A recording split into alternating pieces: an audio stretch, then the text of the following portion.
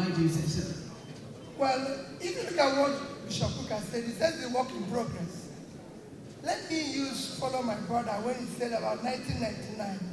If you look at where we are today, it's like they started in 1999, laid the foundation. Some people came and took it to decking, and some people were trying to raise it to first floor, and some people came and knocked everything down. That's the situation where we are now. Everything has been knocked down. Nothing works. And I'm somebody who can say this exemplarily. I became a governor to the court when President Obasanjo and Atiku were in government. I did not pay the court 1 naira. I was sitting in my house in the office, and the court declared me winner. When a governor is not sued, it can't happen in Nigeria today. When I was being impeached, the president sent people to come and intervene on my behalf. Ken Namani came begging house people not to impeach me. Today, the president impeaches the person. So that is the thing that is they were begging my house not to impeach me. And they were PDP. I was in Africa. And they were begging. President was calling me and said, Peter, are you okay? Even when I was impeached, President Obasanjo called me and said, are you okay? Are you safe? When I go back from the court, when court eventually declared me under Ndimba, President Yaradua called my phone in London and said, congrats. I said, President, I can't come back because, if I come back, these people, he said, tell me the flight in which you're coming back. And I told him, when I came in the first time, military people came to receive me at the airport. I couldn't believe it. I took me straight to him. Now the president will ask me not to come back here again. So insane. Let's not talk about it. Let's talk about how we are going to rebuild it. It's collapsing.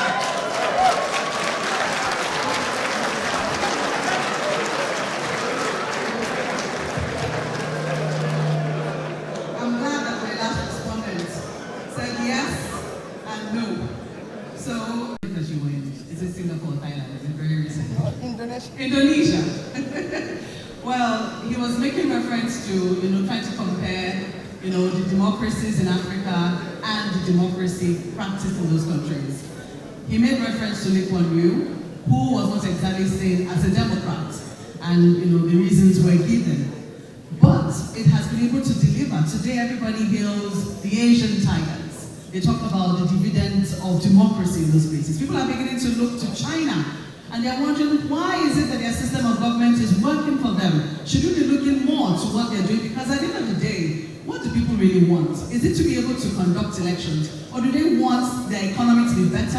Do they want to feel safe in their countries? Do they want the dividends, so to speak, the freedoms that democracy assures? So that's why I asked that question about the type of democracy that we have. Do you think that we have really found the system that works for us? Well, I would say to China, China is not democratic. It isn't. And I'm not going to compare ourselves with Singapore. It's a country of less than 5 million people. But I'll compare ourselves to Indonesia. Indonesia is 280 million. And coincidentally, the country with the highest number of Muslims. We should look at their democracy. They have what we call proportional representative. That is what I've always championed and would do. You cannot have, let me even go back, no country in the past 3 years conducted election had less than 30% of registered voters participate in the election, and they held it. Everyone was go and check from South Africa to Mexico to Indonesia. They were not less than 60%. Nigeria was 23% of registered voters. In that 23%, Nigeria is the only country where you can be declared a winner without receiving 50% plus one of the vote. Our own was 37%. And there's no proportional representation, which is why you can have opposition here. Because if you had that, what is said wouldn't have happened. Because the person there now has 37% of the vote, call it 40. In the Senate, would have had 44 members. PDP, with their leader, would have had about 34 members, and Labour would have had 24. In fact, we should have actually formed government. You cannot have a minority person sitting in government everything, chasing everybody out, destroying everything. We must change it and have proportional representation so that the people must be elected. That is how it works. And when we do that, go and see it in Indonesia. In Indonesia, the president's party is not the leading party in the parliament, but they have proportional representatives, which brings proper checks and balances. Like he said, it's the operators. That is why I said it's failing. His argument show that it's failing. Because the operators now have failed it. That is when we go back, it is failing.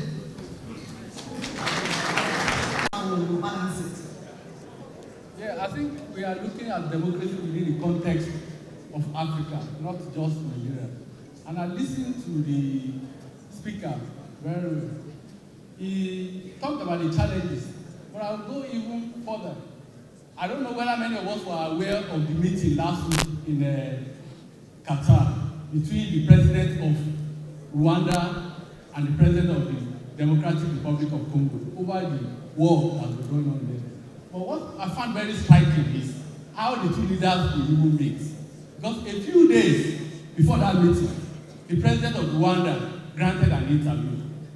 And in that interview, he was very brutal on the president of the Republic of Congo.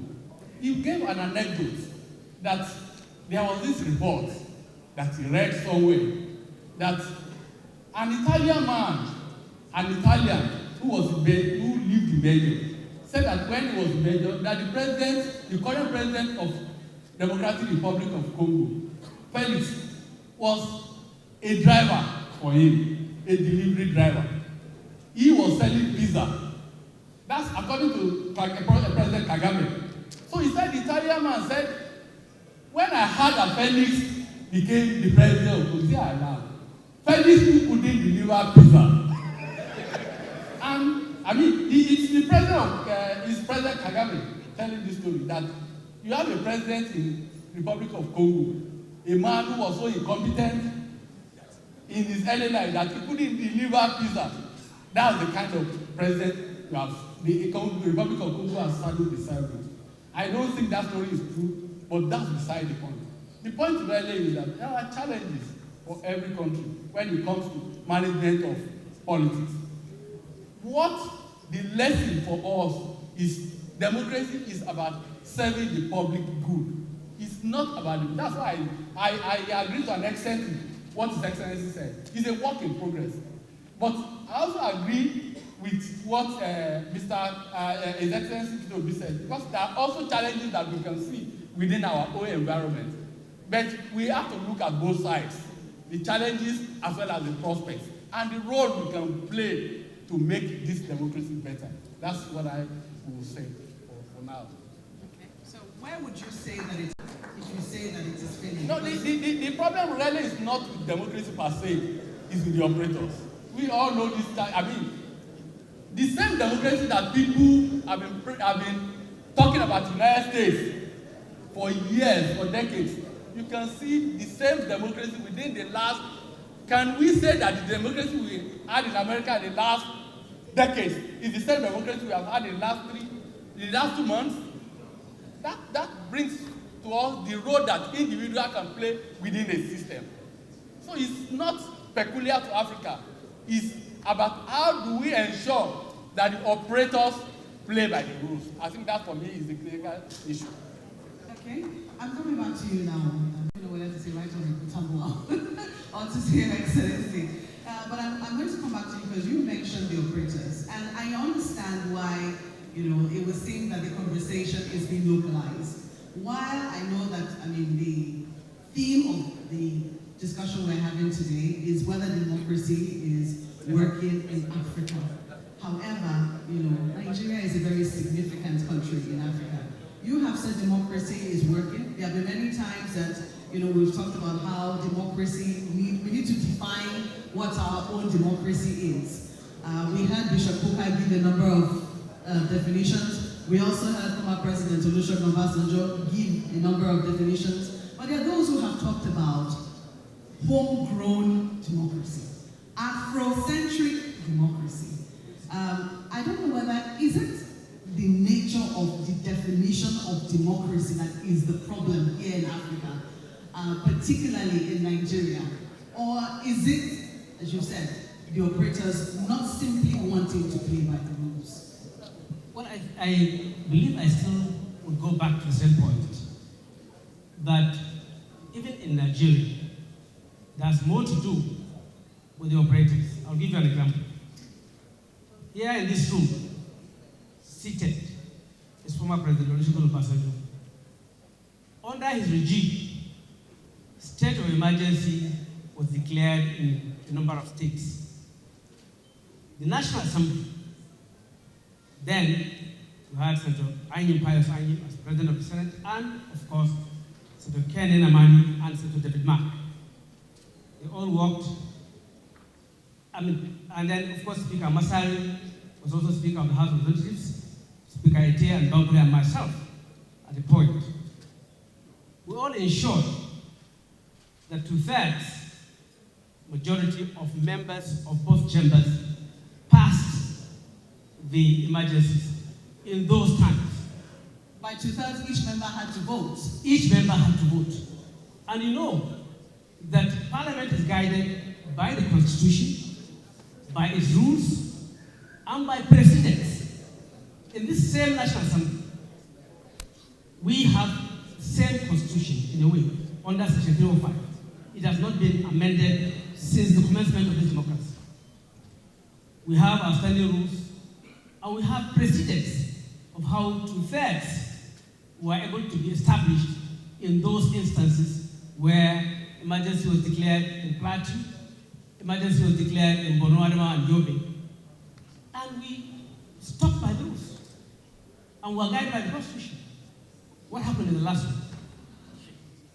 So I still insist that you need to check out the operators of the system.